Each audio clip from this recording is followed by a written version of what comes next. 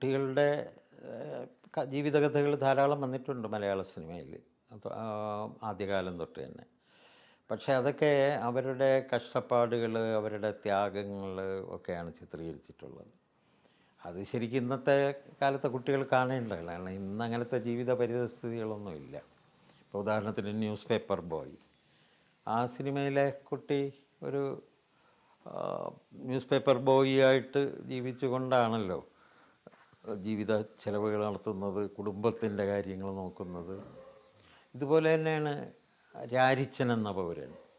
അതിലെയും കഥാനായകൻ രാരിച്ചൻ എന്ന് പറയുന്ന കുട്ടിയാണ്. ആ കുട്ടിയുടെ ത്യാഗങ്ങൾ, ആ കുട്ടിയുടെ ജീവിതത്തിലുണ്ടാകുന്ന പ്രതിസന്ധികൾ, അവനെ ദ്രോഹിക്കാനുള്ള ശ്രമങ്ങൾ ഒക്കെ കാണുന്നു.